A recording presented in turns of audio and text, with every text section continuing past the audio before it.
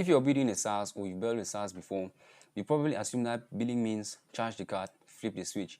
But is billing really that simple? Well, it wasn't.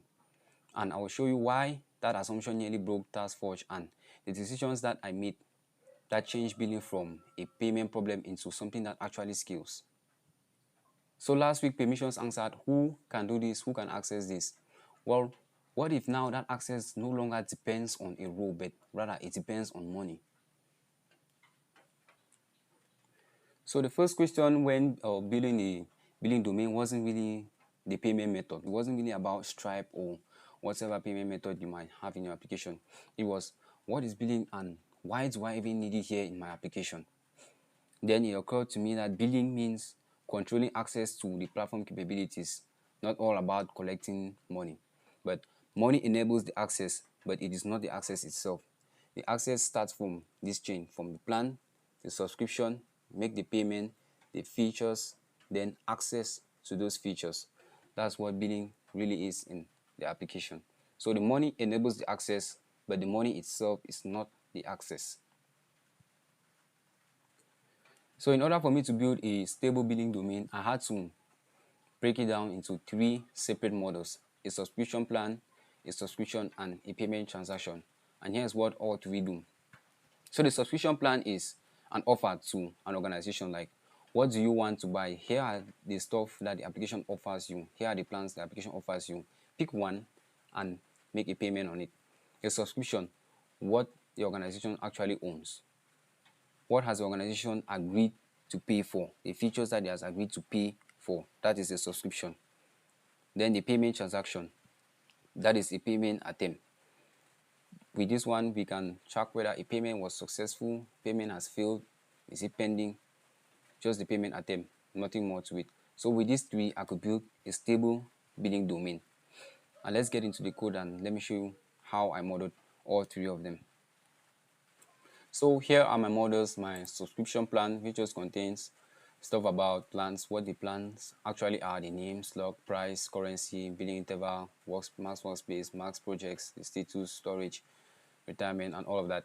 Then the subscription, it has the organization ID.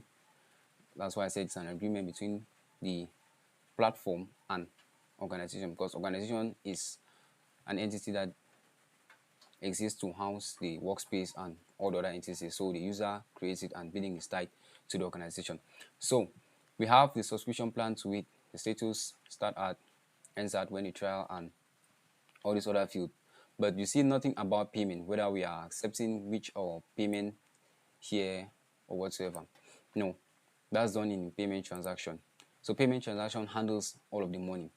When was the payment done? The metadata sent by the payment provider, provider reference, which provider actually was, the status of the payment. Is it pending? Is it successful? Did it fail? Is it refunded? The currency, the amount, the subscription plan ID and organization plan ID. This is where we now breach the payment into a subscription. Say, all right, payment has been successful. Then we get to the subscription. So another question came into the application. When an organization upgrades a plan or it's downgraded, does it actually change immediately or what happens? Well, before I had it to change immediately. If you're on a pro plan, you purchase it, you get the features. If once you're on that plan, if you buy a yearly plan, you instantly switch to that. If you're on that yearly plan and you decide to buy another monthly plan or another type of yearly plan without that one having been expired, then automatically you get that plan instantly. And that caused an inconsistent state risk, because you cannot have users migrating like that from this plan to that plan to that plan. Users shouldn't really be able to move plans like that. That's when it came to me that, all right, I should schedule some of these plans. So if a user is on the current plan, say pro monthly, then the user wants to buy something like a starter monthly, maybe user so that cannot keep up with paying the pro monthly, then wants to go to starter monthly but doesn't want to lose all the features the pro monthly currently has. So we allow the user to use that plan until the pro monthly, until it is expired, before it goes the starter monthly. So that brought us to the pending subscription plan ID, the pending effective at the pending payment transaction ID. This is just in case a payment is pending. Payment hasn't been complete, because once a payment starts for a subscription, it hasn't been completed yet. It's still pending. So that's why we have a pending payment transaction ID, and with this we can trace the payments that have been done. If the user is still on the pro monthly and purchases the starter monthly, what happens is the starter monthly becomes a pending plan. What the payment effective at does here is we check the current plan.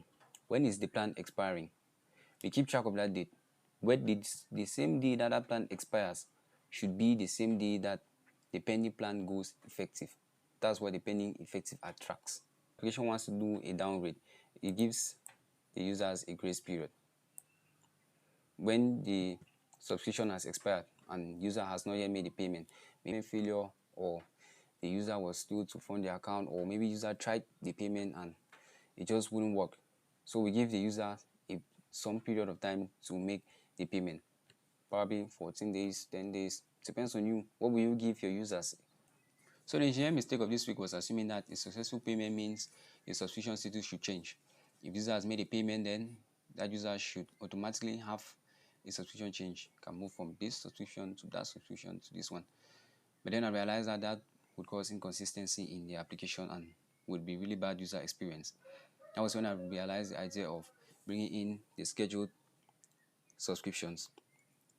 If user has completed the payment for this subscription when it's still on a subscription, then that subscription should be pending until the current subscription expires. Then user can move into that one. So with all this, I'll be interested in knowing how you build your billing domain. Did you involve scheduled subscription? Did you have the pending effective at pending subscription like I did? Or do you think some of the assumptions I made needs a little reworking? Or did how I built TaskForge billing domain make you think you need to rework your billing domain? Let me know down below in the comments. So we built a steady and stable domain, but that's not all about it. The job is still not done, because for every business event that happens in TaskForge, such as invitations, adding a new member, the subscription plan has been changed, the trial ends at, all of those. When all of those events happen, we need something more than just a database update. That is where notifications and quiz come into play, and that's what we'll be handling next.